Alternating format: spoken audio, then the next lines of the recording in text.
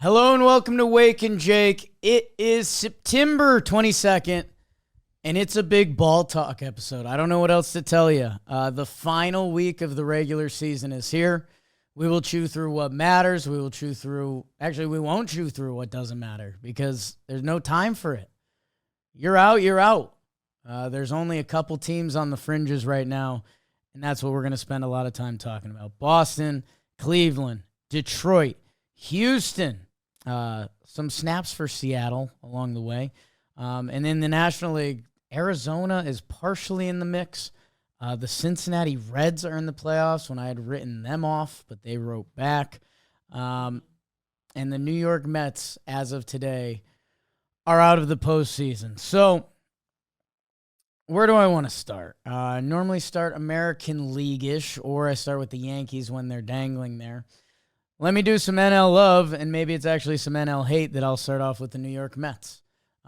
We'll wrap up with a little football. We got a busy day at the office. I'm going to Chicago tomorrow with some DraftKings. We'll hear about them in a little bit. Let's start with the New York Mets because the New York Mets, as of today, are out of the postseason, which is insanity. The Mets, after the Juan Soto signing, after their interesting free agent pitching signing, we kind of looked at them like, are these actually the new Mets? Like, Soto, Lindor, Alonso, Brandon Nimmo gets paid. They got a lot of young players, too. Mark Vientos coming into this year. Alvarez coming into this year. McNeil's still there. Marte. Who of the young guys will break out? Beatty, Mauricio. Brett Beatty with a 3-WAR year, by the way, if you care about that. That the New York Mets got off to a hot start. I think their best number would be 45-24 on June 12th. 21 games above 500 in the middle of June. They limped through the rest of June, which had them at 48-37, so they were really limping. And then along the way, it's just been rough. 63-55. They kind of got back to their winning ways, 73-62. A losing streak that brought them to 76-73. As of today, they are tied with the Cincinnati Reds. The Reds do have the tiebreaker over them. They would be out of the postseason as of today. And a little bit of the how did we get here, right? Because the part of the Mets free agency, obviously Juan Soto getting close to a Billy. We've covered that. But their pitching, we thought Uncle Steve was going to roll out the wallet in a big way. We thought they could be a Max Fried team. We thought they could be a Corbin Burns team. They weren't involved in those guys, and then we kind of all did a head tilt. We were like, okay, Clay Holmes, Frankie Montas, some of the other names coming in, and my God, looks like 46 different guys have thrown the ball for the New York Metropolitans this year. That includes position player pitching and stuff, but that is still, I don't remember seeing in a single year that is a big number. Even in the last few years, where more position players get in there. But I've looked at a lot of baseball references, and you normally do not see that many names on the pitching front, which led the Mets to a panic and then excitement again because they called up 3 legitimate prospects. They called up Jonah Tong, they called up Brandon Sproat, and they called up Nolan McLean. I say McLean, and Trev says that's wrong, so I'm going to assume he's right for now. Mets fans, sound off if you want. And that was exciting. I mean, McLean, at that time I just combined the noises. He has been nothing short of incredible. 7 starts, a 1.27 ERA, that we kind of put him in that bucket of, okay, young stud prospect gets called up. He's peaking at the right time. He could be a playoff weapon, and he could be. Mets just have to make it now. Jonah Tong, negative WAR of 5.94 ERA. Sproat splits the gap, 16 innings, a 3.94. Now, when the Mets go through the rotation in this September, that they are now currently out of the playoffs, they have 3 rookies throwing the pill for them. Remember when Griffin Canning was one of the stories of baseball? Seems half a season ago, because it was. He He had 16 starts for them. The Montas signing, everyone shrugged at. If we're being honest, between the injury history and the performance, no one really believed in that as general baseball fans. Like, there's always the, hey, what do front offices know? And especially the Brewers came over and the Mets have a new pitching lab that it's like, oh, wow, are they going to tap into Montas? That signing was a failure. 7 starts, a 6.28 ERA out for the year. Very player-friendly deal, too, on both just the raw number and player options. And it was surprising, especially when, every angle. Severino had built up a lot of credit amongst that team. Manaea was the guy that they thought they were going to bring back, and they did. He hasn't had it this year between injury and performance. 10 starts, 55 innings, a 5.4 ERA. So that's the one. I think everyone thought that was the smart one. Manaea had dropped his arm slot. He loved being there. He looked like he was peaking again, which, reminder, he's had a really nice career. So I can't really blame the Mets for that one. Clay Holmes has had 30 starts this year to a 3.77. He started following out of the pen.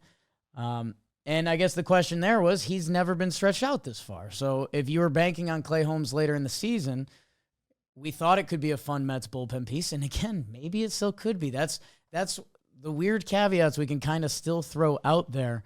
The Mets pitching has fallen apart. Going from 3 months ago, we thought they were the class of pitching, the new Brewers, and how they were going to do it.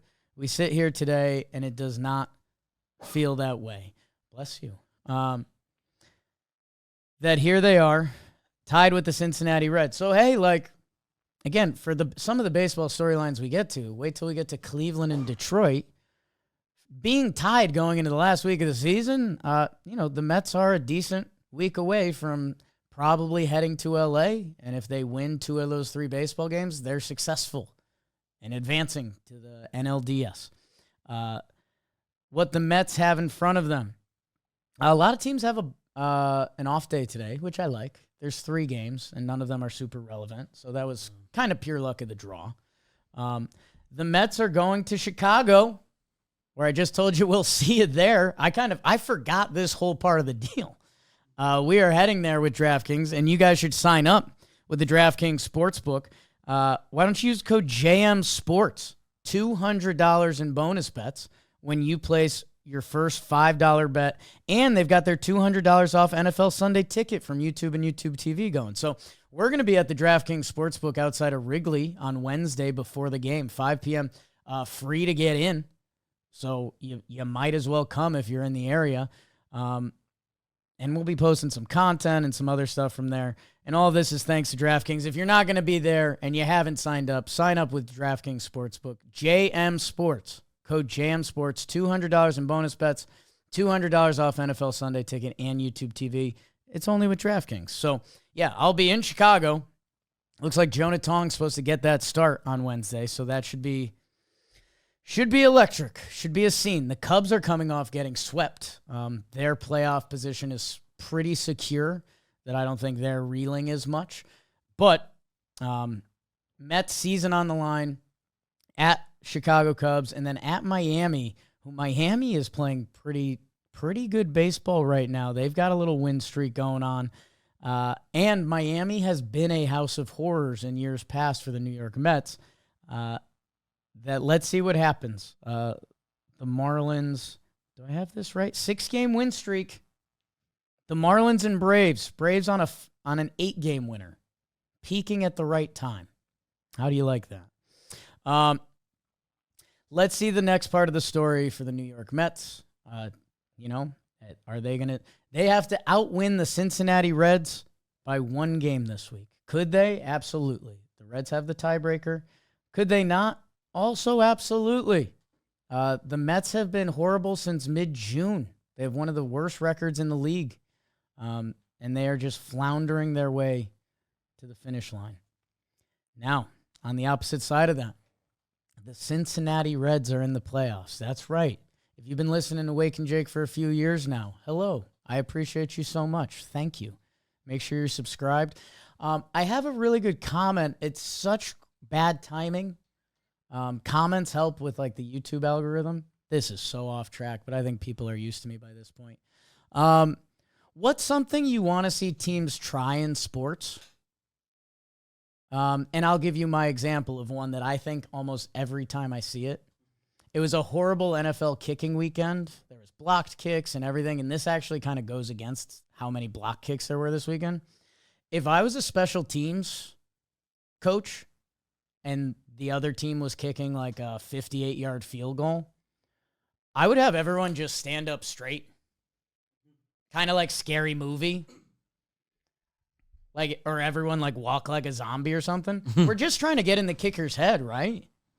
So I guess if you think you can't block the kick, which if a team has a sound front, I guess you would think that. Like, I don't know why football doesn't try more silly stuff like that. And moments like that where like mental game works. Right. You surprise them. You're playing a mental game at this point. We're icing the kicker with a timeout. Like, if we're going to be mental, like, let's be mental. So I don't know. If you guys have any thoughts like that come through your head when you're watching any sport that you're like, why don't they try this? I would love to hear those. And maybe could even be an off-season episode or something like that. Anyways, the Cincinnati Reds, behind Hunter Green, 9 innings, 1 hit. They won the first game of that series. They went on to win all 4 games of that series. Their pitching has somewhat been there all year. They now have starting pitching depth. Their rotation currently looks like Hunter Green, Nick Lodolo, Zach Littell, Andrew Abbott, and Brady Singer. Zach Littell was one of the trades at the deadline that everyone was like, really? The Reds did that. Part of the reason they did that, now in their bullpen is top prospect Chase Burns, who could throw with anyone in this league, Nick Martinez, who got the qualifying offer and has bounced back and forth all year, and Graham Ashcraft, who is a former starting pitcher for them.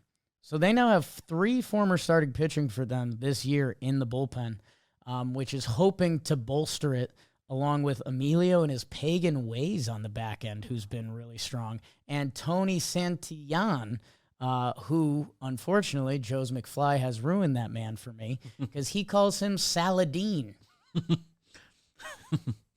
No real reason for it. Just Joe's being silly. Unfortunately, that really stuck. And the way he said it was just funny, and he kind of pitches like something Joe's would love, so that's all I see out there. The pitching has been there for the Cincinnati Reds. In a way, it's been the offense. And Spencer Steer had a big weekend where I believe he got himself to 21 home runs this season, which would be a career high for him.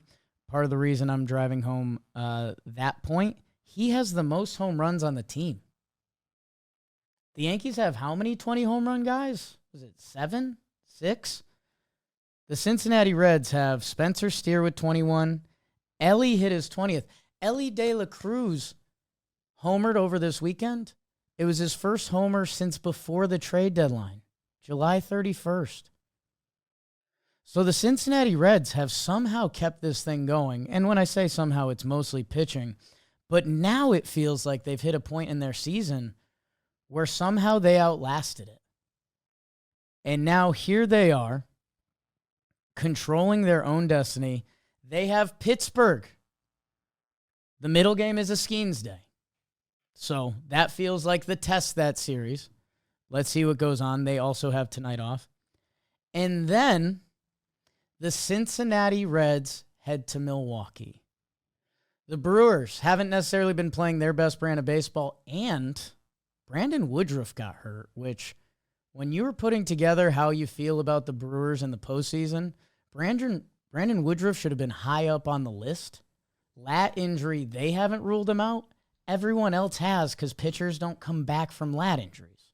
They're pretty consistently, like, conversation starts at 3 months. So maybe it's funny business, maybe it's lighter than that. I don't know, but for all purposes, I would consider Brandon Woodruff out for the Brewers postseason, which, that guy had a game 1 argument. I know they love Freddie P there, but Woodruff over the past 5 years has been one of the best starting pitchers in baseball. Injuries, sure. So that is significant.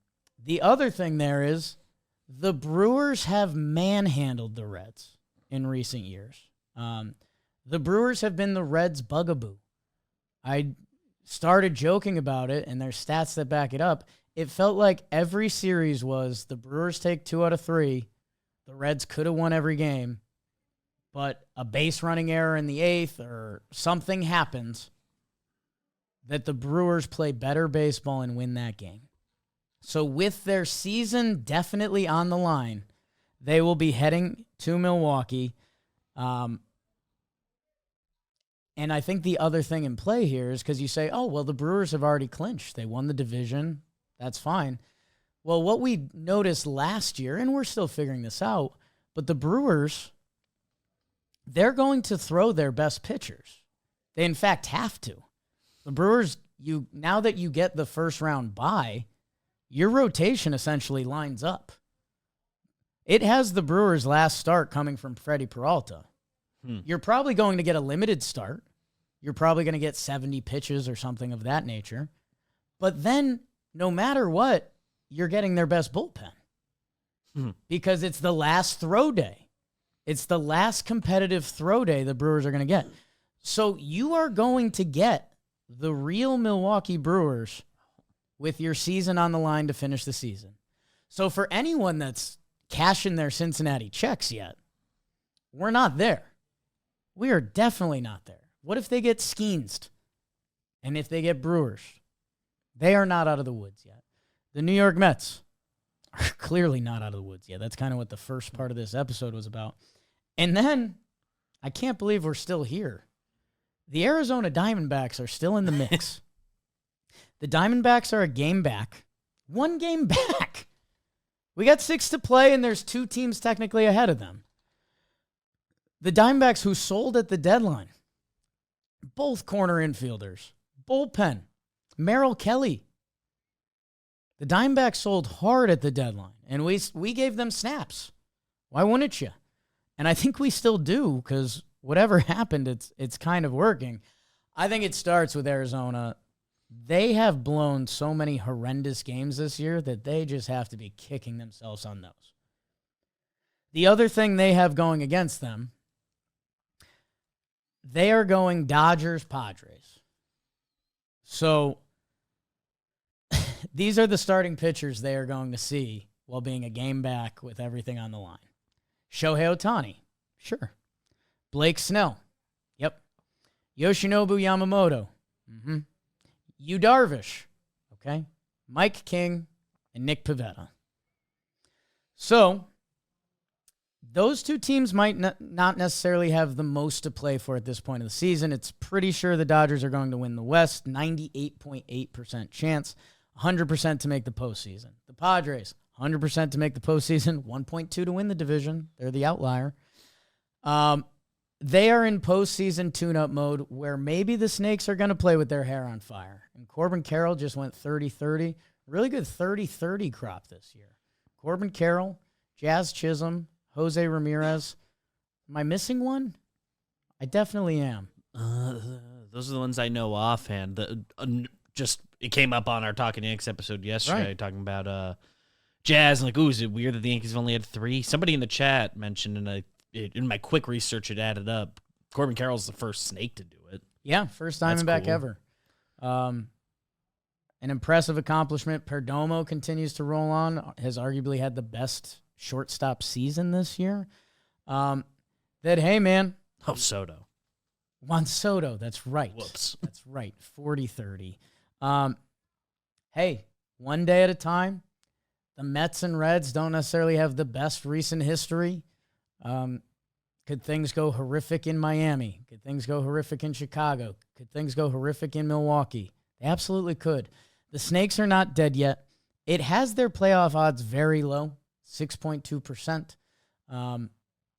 Again, they have to navigate a tight rope here. They have to be 2 games better than the Mets and the Reds the rest of the way. Could they? Absolutely. We've thought everything was done in baseball. We do this every year. We look at the standings in like late July and we're like, well, it's probably done. Tigers are going to win the Central, right? Let's hop over to the American League because the rest of the NL from there is pretty. The Cubs and Padres feel like they're going to lock horns. in Wrigley, barring something crazy, with the Brewers and the Dodgers, the Brewers and the Phillies getting the bye. So just a reminder, the Dodgers are going to end up in a wild card, and it's looking like it's going to be against the Mets or the Reds at this point. So a 3-game series, always scary. And, I mean, if it's the Reds, Hunter Green is a bad man. A bad man. Interesting. In the American League, we have a couple. The American League has 2 knockoff playoff series this week. Did you know? The Toronto Blue Jays face the Boston Red Sox. And by the way, these matchups are worth watching. Even if you're if your team's out and you still have the baseball itch, these 2 AL series are wild. The Boston Red Sox play Toronto in Toronto. Lucas Giolito versus Kevin Gausman, Crochet versus Scherzer, Bayo versus Bieber. It's a pseudo playoff series. If Toronto wins this series, they essentially win the AL East. The Yankees are 2 games back, which is 3 games back, because Toronto has the tiebreaker. That if Toronto wins this series, the East is won by the Toronto Blue Jays. If Boston wins this series, the Yankees are playing the Chicago White Sox. There's a strong chance they go 3-0. Maybe they don't. The Yankees could still pull anything this year, and it wouldn't shock us.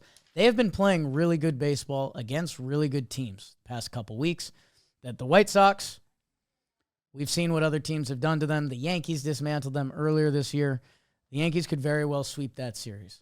So if Boston were to sweep, the Yankees would jump Toronto and bring Toronto into a wild card for the first time in a long time this season. On the other side, because you'd say, whoa, are Yankee fans rooting for Boston? Maybe. It's kind of like, hey, Boston, if you're going to do this, go big. Go big. Do the damn thing if you're going to do it.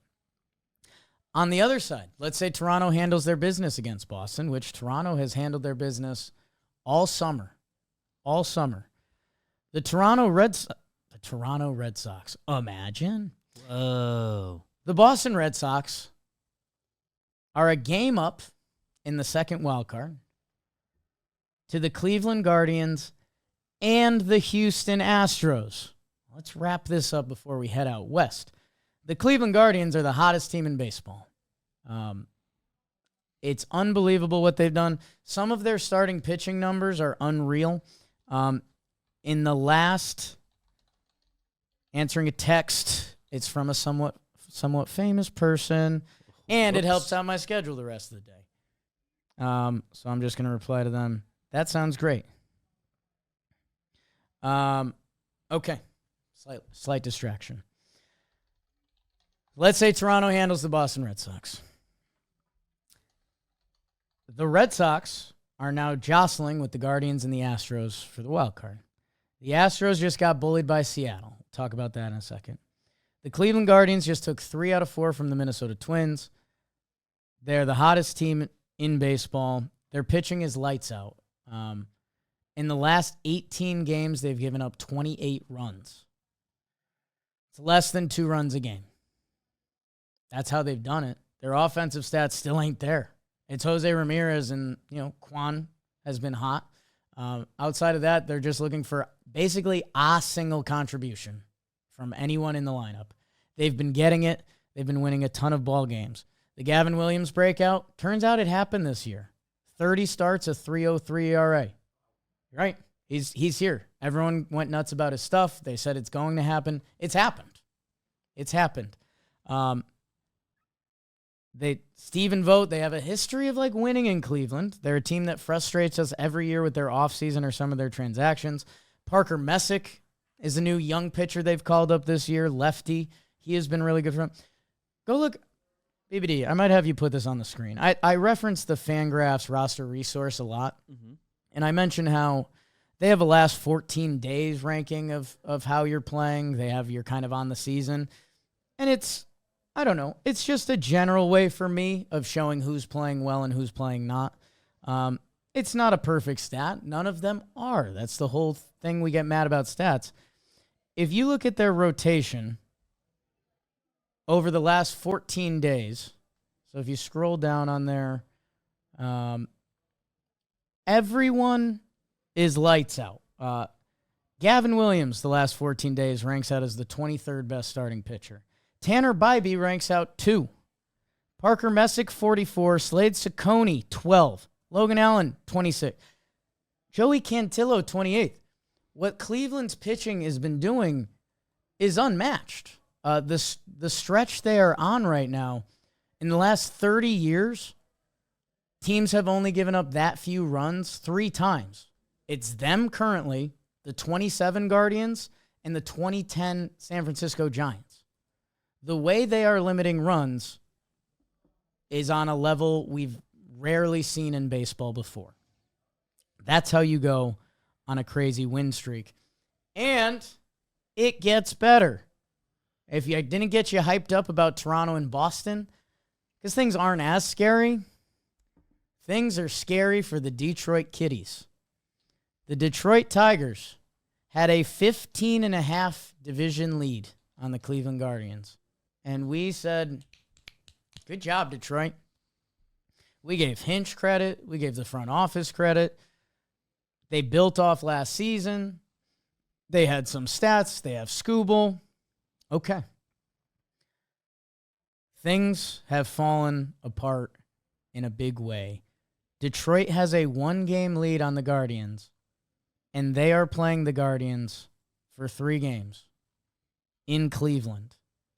Gavin Williams versus Tarek Skubal. That's a playoff game. Because now we're playing for the division and the wild card. That we are changing the whole AL playoff formation with these series. Cleveland can easily win the division. 15.5 games back. It would be an all-time collapse. The Tuesday night game, Tarek Skubal and Gavin Williams, if Detroit doesn't win that game, my oh my. Because they don't have him waiting. Their starting pitching has started to thin out. Their offense has started to thin out. When you start losing games at that clip, everything's gone wrong. AJ Hinch had a good manager quote that he was like, if you told us before the season, coming into the year, that the last week of the season we'd be in first place, controlling our own destiny, we would have taken it. Well, if you mentioned any other detail, you might not have taken it.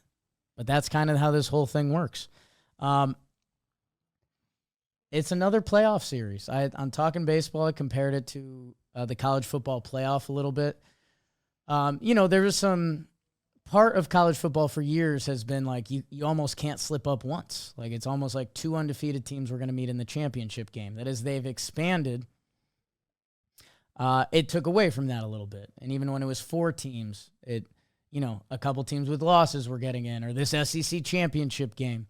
Now that they've expanded even further, that has obviously expanded it, but it's brought in more. There's a couple more games from the big boys that can be lost that maybe takes away from the allure of those games. But it also has brought more games into play with more allure that have become pseudo playoff games. And this MLB expanded playoffs kind of has the same thing going right now. That Detroit and Cleveland this week is a playoff series. You're playing for the division. You're playing to stay in the wild card. Start doing all the math I just did. What if Boston sweeps Toronto? Toronto in the wild card. And the Yankees would have to sweep as well. If Cleveland sweeps Detroit, Detroit is in the wild card after not being there for so long this season.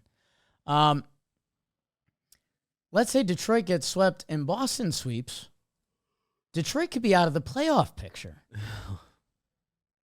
So wherever you're at with expanded playoffs, you're right to feel how you want to feel, but the drama is built up this week that Tuesday through Thursday with Detroit and Cleveland and Toronto and Boston, you have playoffs.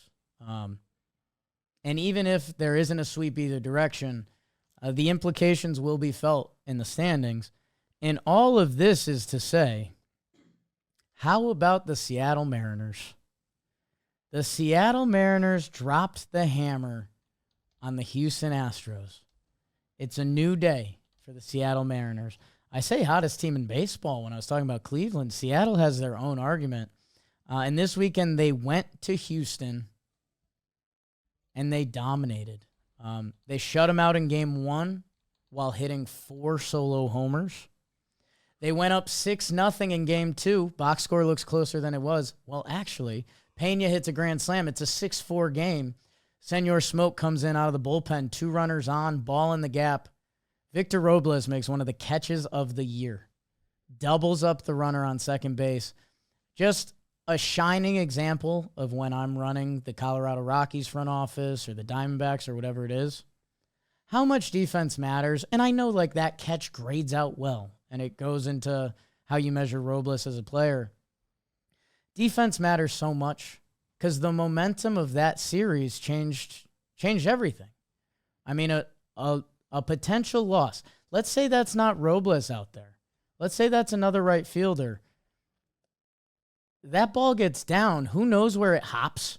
There was 2 runners on, 1 out. 1 run for sure scores. I don't know if the second does unless it rolls past him, which could happen, especially if you have a not good defensive outfielder there. And then what does that do to Andres Munoz? Like, the ripple effect. Houston wins that game. Do they go on to win Sunday?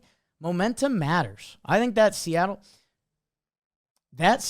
locker room after that win had to be one of the best places on earth. Like, we basically just locked up the division.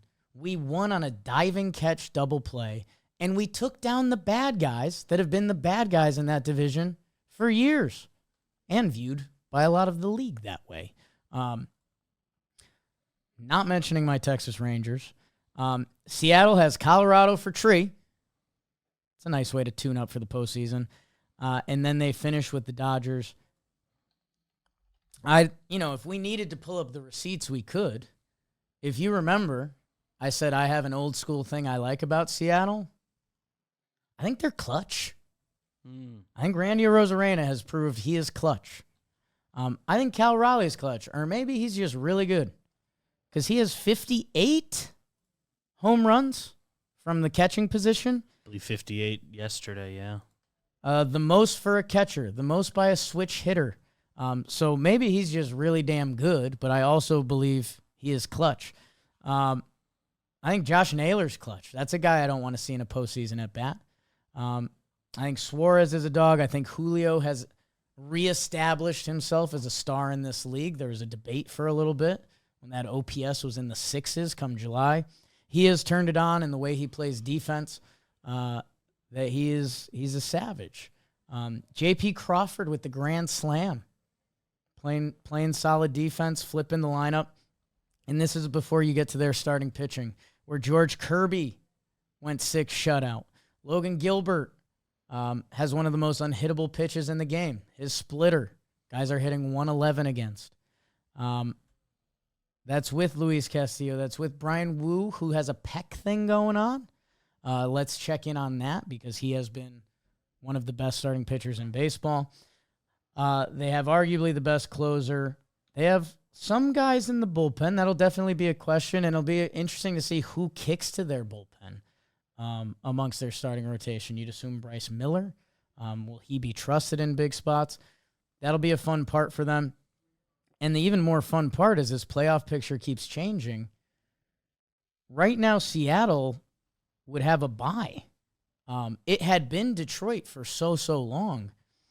Now, Toronto and Seattle would have the bye. So the Seattle Mariners, who a couple weeks ago we were saying, man, Houston's been 2.5 games up on them all year. The Texas Rangers were lurking.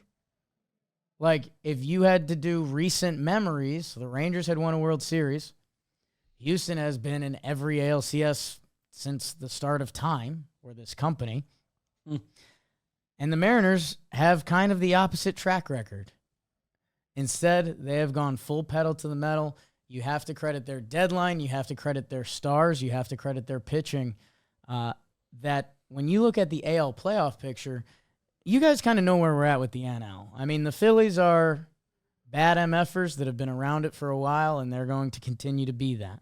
The Brewers, We know how fun their story is. Like, they are the best team this year, but nobody's bought in because of their history and the fact that they're not the Phillies or the Dodgers. The Dodgers defending champs who may have broken baseball. Padres still with a ton of studs. The NL is wide open for the right reasons. The AL feels wide open for the wrong reasons. If you were in on my Detroit Kitties and my World Series ticket, that's getting scary because they could not be invited to the dance. The Red Sox could not be invited to the dance. Houston could not be invited to the dance. Seattle's the best all-around team right now. But they just have one of the worst playoff track records of any franchise the last 30 years. So that leaves the New York Yankees. Hello, hello. And the Toronto Blue Jays, who Toronto probably deserves more respect for all around their approach. They have some pitching things to figure out. The AL East, or the AL itself, seems wide open, and so is the playoff picture. I can't assure you of any American League matchup right now in a sport where matchups matter so much. So much. Whether it's coming out of the bullpen or this guy platoons versus lefties or whatever it is, the AL, there's very little you can bank on at this point. I mean, the only thing you can truly bank on, Seattle's going to win the West. Toronto probably wins the East with one win against Boston. But, man, everything has been thrown on its head that of these teams I'm mentioning, Houston, I just did it, but, like, one of those teams isn't going dancing. And it's going to be really, really tough grapes for one of them. Is tough grapes a phrase? Felt like a phrase. Tough grapes? I don't think so. Let's see. Let's see a Google search. Tough grapes. I know tough cookies. No, it's not. I thought of tough cookies. Yeah. Sour grapes gets thrown around. Sour grapes makes sense. That's probably why there's a grapes phrase in there. I think that's where I was going. And I just combined the two of them. That's pretty wild. Long story short, baseball is hot in the streets. I feel like we've come into a last year we had the whole Braves, Mets, Diamondbacks thing, which that was a thing. It felt like everything else was decided. I'd have to relive it a little bit more in live time. This season, there's almost, I don't want to say too much up in the air, but you should be tracking the MLB games every night. And where the standings are tomorrow. Well, tomorrow, I just mentioned there's not a ton of games tonight. But after Tuesday, after Wednesday, like, I think this is going to be a week to remember for baseball fans. If it's your team who's in the crosshairs, I'm sorry, and I want to be excited for you, but there's also a chance it could be horrific and one of your worst sports memories. There's a chance it could be beautiful because maybe your team gets the bye and that propels them to the playoffs. Maybe your team sneaks in the wild card and they knock out the guy and they go on a Diamondbacks run. Like, everything is on the table in a good way. So I know the expanded playoffs, there's a purist part of it that's always been a little weird. And it's like we play 162 just to get the best teams in there.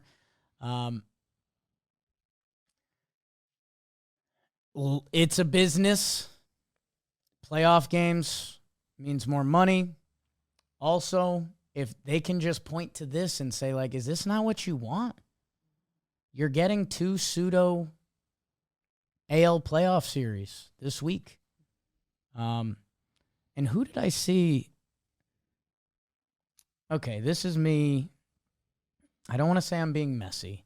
I guess I need to talk about Houston a little more because I mentioned the Seattle side, which is snaps. Houston, ever since the Framber cross-up, things have really gone the wrong direction for the Houston Astros. And there's currently 2 teams right now. I want to phrase this the right way. And I wanted to hit something. Boston plays Toronto, and I talked about those implications. They finish with Detroit. So I wish I had a better phrase for it, but that can be a messy series. That can be so messy. Hinch, Cora, are both those teams fighting for a wild card? Whoa. Get ready for that. The Houston Astros, I didn't talk about it a lot. They can point to injuries. Jordan is out yet again. He is one of the best hitters to ever play this game. Since Josh Hader's gone out, that's also a tone of their season that's changed. They have a lot of pitchers hurt. Arrighetti, Ronel Blanco have been breakout players for them at different times. Baseball moves fast, and we talk about this on Talking Yanks a lot, that every couple years you look back from your team, and you're like, whoa, like, things change quick. Mm-hmm. Like, it used to feel, and it's something that kind of feels like it's still missing from the game a little bit.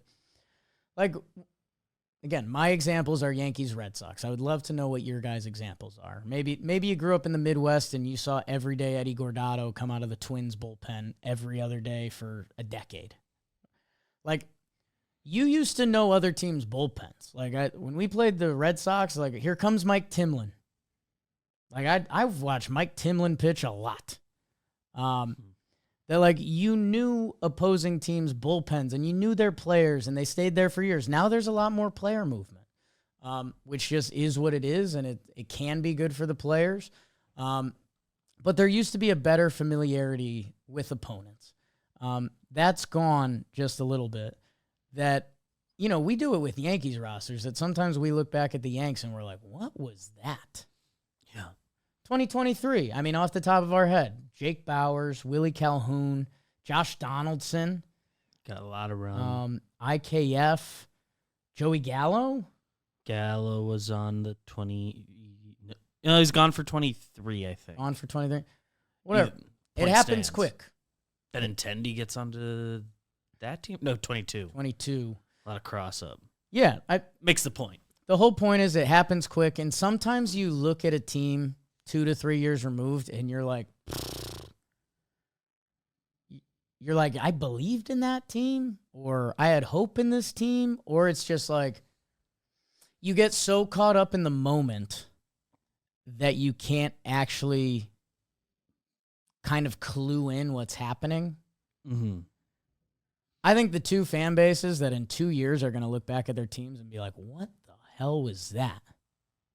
Houston and the Mets. Like Tong, Sproat, and McLean? That's 3/5 of their rotation are rookies making their debuts. Like, just being realistic, the, like, dream is one of those becomes a mainstay. Right, just how baseball works, man. Like any prospect, obviously they're hoping for more and sometimes having fun, but yeah, sometimes you have a Cardinals outfield situation where it felt like half the league was former Cardinals outfielders for a little bit. That's often not how it works. That I think Houston, like right now, it says they're down to a 4-man rotation with Hunter Brown, Framber, Jason Alexander, and Christian Javier. I mean, Craig Kimbrell is in that bullpen, Enyel De Los Santos. And in the lineup, like young Zach Cole has now slid up to the 5-hole some days. Jesus Sanchez, I don't know. I just think you're going to look back in a couple years and be like, wow, Altuve was getting older. I could be wrong. Just some years just either get away from you or just end up in weird spots. Hader was hurt for the postseason. Like, what did we expect? And at the same sick time, we could be talking about Houston in an ALCS. And Framber, although Framber hasn't been great, but he's still Framber. Framber and Hunter Brown were the best 1-2 punch of the postseason.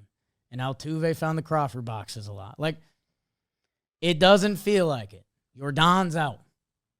Hader's out. Pitchers are out. Let's see what goes on this last week of the season, and we will let you know. Let's do a tidy football around the horn. Let me send one text through.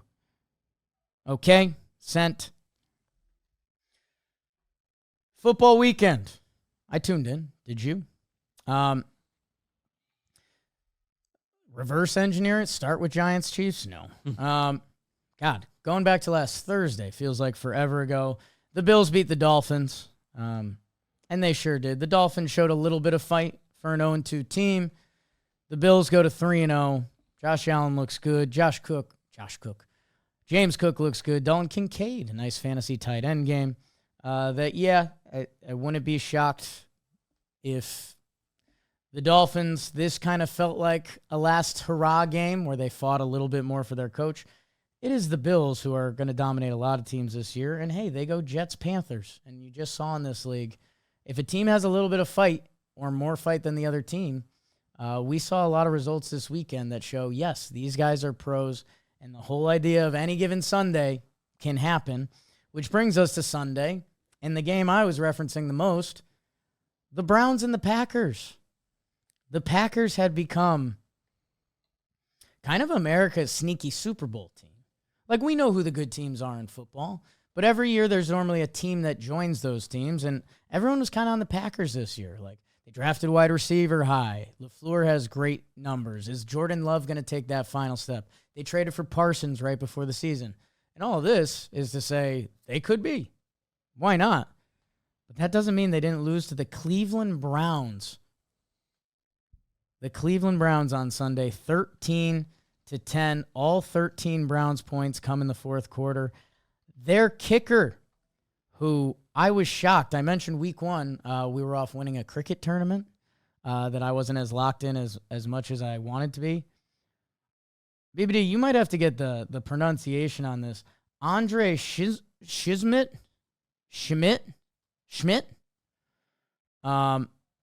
He basically lost the Browns their first game this year. I didn't realize. I was just catching up on the highlights, and I was like, oh, my God. And I think it was just so Cleveland Browns that everyone was fine with it. He hits the game-winning kick. Nice locker room moment in celebration with Wake and Jake's official head coach, Kevin Stefanski, who, just a reminder, has made the Browns a semi-respectable franchise after they weren't forever. They made the trade for the good quarterback, and that backfired as big as almost any football transaction ever. They beat the Green Bay Packers. The Colts have become a story. 3-0, Indiana Jones, Daniel Jones looking like Josh Allen light out there. The Colts offense had their first punt of the season in the second quarter. Dolphins, Broncos, Titans. And just a reminder, that Broncos win should have been a loss. The Broncos penalty on the last field goal allowed them a second kick. Otherwise, the Broncos, there was a point in that game where there was 0 time on the clock and the Broncos had the lead. Dolphins win, I don't think is going to age too impressively. Titans win, I don't think ages too impressively. That being said, they're 3-0 in the NFL. Jones looks good. Jonathan Taylor is probably underrated at this point. Like, he kind of had that become the top fantasy running back, and then the team kind of fell off that you just assume running backs. We move on so quickly that you're like, well, Jonathan Taylor, I don't know. Yeah, like there's a line on Red Zone yesterday, one of the moments I was able to lock into that, where they called them like the least discussed stud running back, and I was like, that's accurate. Yeah, I mean, he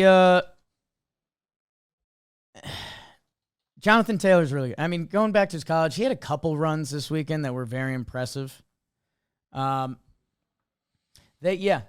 Colts, it's funny how quickly things have changed. Like, they were a super well-respected front office. Like, they have a lot of talent and a lot of body. They have the whole team minus the quarterback. They went for Richardson, didn't work out. Daniel Jones is there, a level of stability that, I don't know, could they have a season similar to what the Giants did in that year they beat the Vikings in the playoffs? Maybe. Is there more? I think you should still be a little skeptical of that. But they have looked very impressive so far. That Daniel Jones, Shane Steichen, the head coach, are some of the most complimented guys early on in this football season. The Vikings and the Bengals. Jake Browning versus Carson Wentz. That's right. The Vikings put it on them. 48-10. It was 34-3 at the half. It got out of hand fast. That Vikings defense is no joke. They put up a couple touchdowns themselves. And yeah, if you're the Bengals, I don't know. Tough spot to be in without their guy, Joe Burrow. But the Vikings could have said the same thing, and they didn't. Brian Flores coaches their defense. I'm a big Brian Flores fan. If you remember, he was the head coach of the Dolphins when they were trying to lose, and that came out, which that's really tough because he didn't know that. Vikings roll. I love the Vikings. I love tall head coach. Him and Stefanski fighting for my heart. Steelers beat the Patriots, and the Patriots are pooping on their leg. Patriot fans are getting real hot. They brought in Mike Rabel, and they thought that was going to be the stability that they've been looking for. He has not been. I'm sorry, Nick Turturro's coming by the office in a little bit, and I'm texting with his son, who said to call him Nick, which shows where our Turturros are at. So I'm just doing some logistics stuff. Patriots are finding ways to lose games, which this fan base thought they were not going to be in. They thought it was going to be year 2 of Drake May, who his final stat line looks nice. They have 2 losses at home, both of them, to the Raiders and the Steelers. Let's see how the Steelers one ages. The Raiders one ain't aging that well. Their only one is against the Dolphins currently, which was a 1-score game that they almost gave up on a special teams play. As you guys know, I listen to a lot of Simmons and Russillo. Simmons was really high on the Patriots this year. Hasn't clicked yet. They're playing the Panthers next week. That has become more interesting than you thought. And then the Bills. It's early in the season. It is the NFL reminder that we just did this with all of the baseball teams, right? How many times do we look back in the NFL season and we're like, remember their first 3 weeks? How crazy was that? Teams can change. People can change. I'm not in on the Patriots. I can't tell how much of my New York hater is up. Steelers 2-1. Tomlin. Rams and Eagles was one of the games of the day. Eagles improved to 3-0 with a massive second half. They outscore the Rams in the second half 22-7. The Rams, who had a really good chance to take the Eagles out last year. People are wondering, are they still kind of the Eagles' best competition? Are they made to beat the Eagles? The Rams had them, and they lost them. Couple big plays. We had another false start tush push. I will make my official stance again, even though I saw a comment last time that wasn't happy about it. We need to ban the tush push. It's insane. I get it. Football, it's legal. We have guys that can do this. Other teams can't do this. I get it. One of my buddies, Big Evan, had a really good point. These field goal plays, we now have protection for the center, or the penalty that lost the Broncos the game. We have rules in place to protect players in that moment. Are we doing that with the tush push? No. We've lined up all the biggest dudes on the field, and now the last 2 that Philadelphia ran at one point had false starts that did not get called because the play is such a mess. Philly, you won, and claps for you. Other teams can't run this play. Their quarterback can't squat that weight. Their offensive line can't get it down as good as you guys. I get that. It's a horrible product. I think they ran 10 of them in their previous week's victory against the Chiefs. 10. It's a lot of action. That's a lot. And it's... in a normal football game, you get, 50 plays? I know there's a range and what kind of game is happening, but it's just for how much it's turned into, and it was 2 votes away from getting turned down. Hey, Philly, ride it out. You've got it this year. I don't think it makes it to next year. Ride it out. It's an advantage you guys have. If I was an Eagles fan, I would love the play. I'd like to think my sports side would still kick in, and I'd say, I don't know if that's good for the sport. It's a pretty tough product to watch.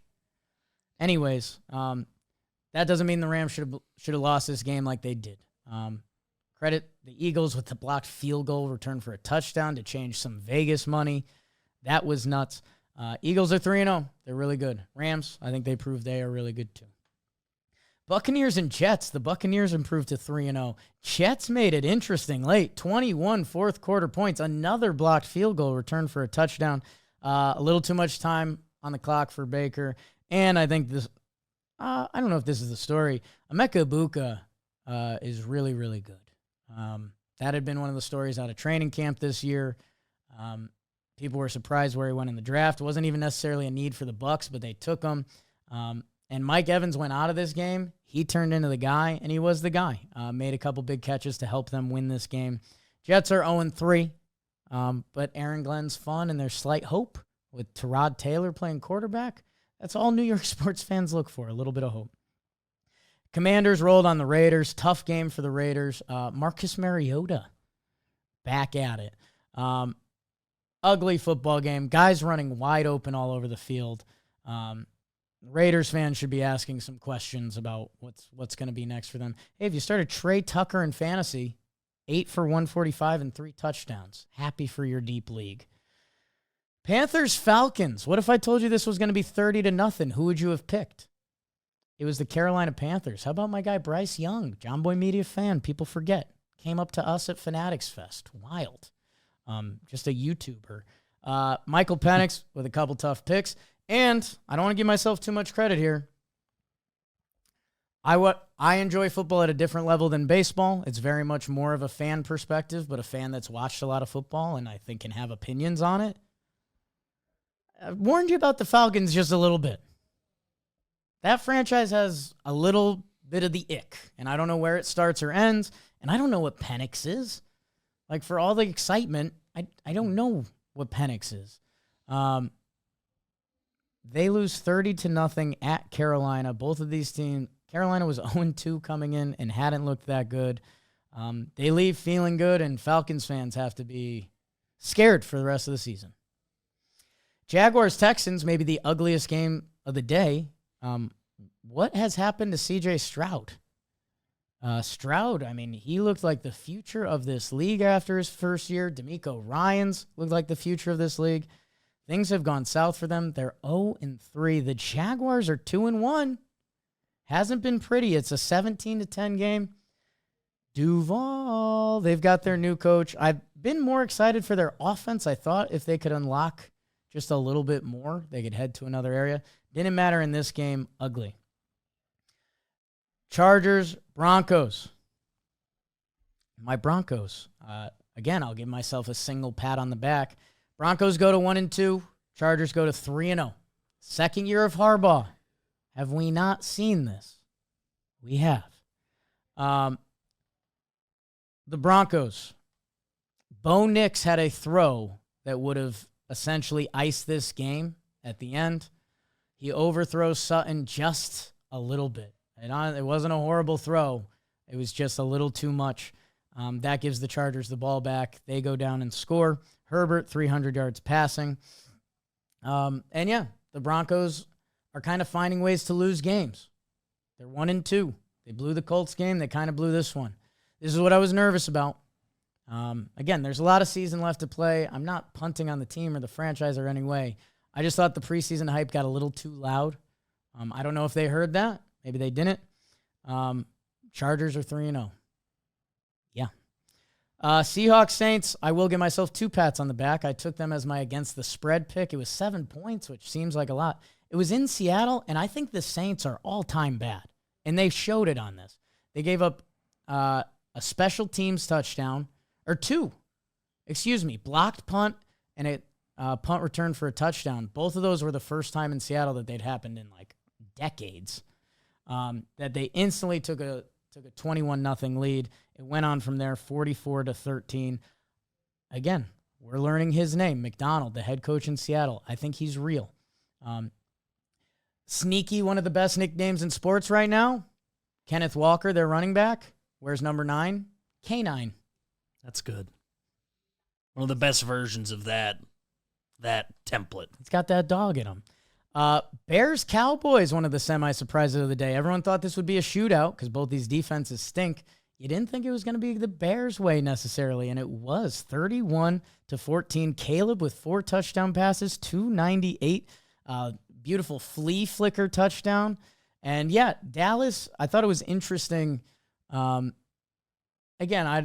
Dallas this season could get really ugly. Like this Bears win might be very unimpressive soon. The Cowboys are kind of a play from ahead team, and that sounds obvious, but when they get behind, their offense feels like they have to catch up by too much because they have no belief in their defense. It's a long way of saying they've had pass rushers previously, so if they're down, they can get to the quarterback and affect the game that way. Without Parsons, who knows anymore? And what that blow might have been to the locker room could be irreparable. Is that a word? Bears win big. Happy for Caleb. Happy for Ben Johnson. Let's see what it turns into. I'm not bought in yet with a win over the Cowboys because they might be awful. But let's see. Niners go to 3-0. Cardinals kind of blew it. They were 2-1. They had the option to either pass for a first down that would have iced the game or run it to just burn some clock, maybe get the first down. They passed it. Wide receiver dropped it / knocked away. They punt the ball away. Niners get a couple chunk plays. They kick the field goal. Eddie Pinheiro, no more Jake Moody. Niners get a win. They're 3-0, a quiet 3-0 from the 49ers. And your nightcap, Chiefs G-Men, the Taylor off. Lawrence Taylor, Taylor Swift. That was a good clip. Chiefs looked horrific. So did the Giants. This was a tough watch for a little bit. The Giants have a lot of these in their history. Our buddies were debating what's wrong with the Chiefs, and you could have picked anything. You can pick their talent. You could pick their O-line. You could pick Mahomes. Everyone was making disaster plays. Mahomes threw it backwards on the ground twice in the first half. Like really, really close together. Really bizarre. Chiefs end up being able to put enough field goals together to have a 9-6 lead at the half. They score in the third. Final 22-9. Scattaboo is fun to watch, and I'm here for Scattaboo Mania. The Giants are not fun to watch. The Chiefs are not fun to watch. And, man, their O-line currently isn't there. And their wide receiving options, it's eye-popping. That's on the YouTube, my eyes are popped. Tyquan Thornton, go look at his stats with the Patriots. He was their number one option last night. Juju, Hollywood Brown, Kelsey, Noah Gray, Rashard Smith, one target. Okay. I'm interested to see how it comes together for Kansas City. There's no way they could lose this game. 0-3, the Giants. They face the Ravens next week. I'm still not in on them. And at the same time, they had the Eagles and Chargers with one-score games. That if a couple plays go differently, maybe we're talking about the Chiefs differently. The product just looks visually so unappealing. It's just not the Chiefs. The boys were shocked last night. Shocked. Tonight, Ravens-Lions. So hopefully that might save the NFL. But yeah, this NFL had a really good, chaotic witching hour. The special teams was a chaos day. That it was a fun weekend of football. Hopefully we get a good nightcap tonight. Should be a shootout. Lions-Ravens. That tune into that. And tune into that tonight because you're watching baseball the rest of the week, babe. Thank you guys so much. I love you. We'll see when the next Wake and Jake comes out, juggling stuff with Chicago, but you guys are the best.